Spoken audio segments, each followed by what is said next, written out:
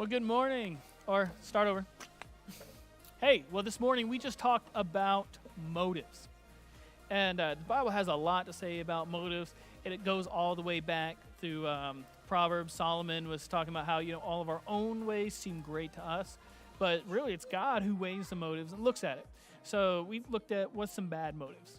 We started off there. We looked at where James 4, it talks to us about greed and jealousy and why that's causing fights and quarrels among us. Those are some very powerful motives. We all want more. We all want to have more possessions, more money, better this and that.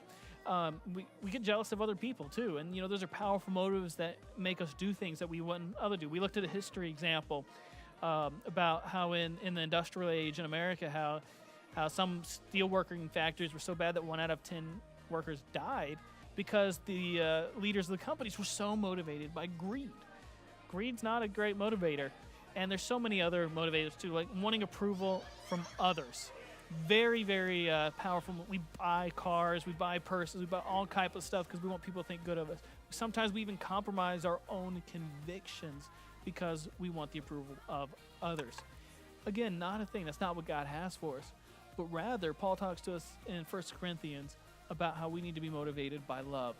He says, we can do all these great things. We give everything we have to the poor. We can go through all these hardships, but if we're doing it out of the wrong reasons, if we're not doing it out of love, it's not worth anything. So love is so important that it's the thing that's motivating, because that's what God looks at our hearts. So you can look at 1 Corinthians chapter 13 and look, what is love? How can I measure my actions? How can I measure my heart? How can I measure my mind against what God defines love as? It's important that we let the love of God be the force that motivates our actions, motivates our minds, to be the thing that compels us to do what we do.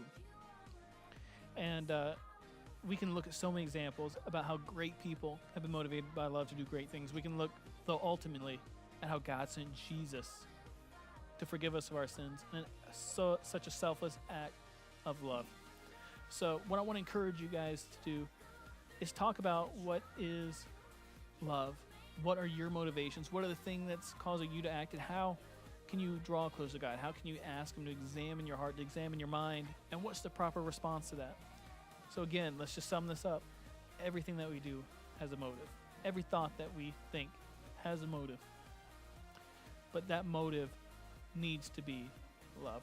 Thanks, guys. Have a good one.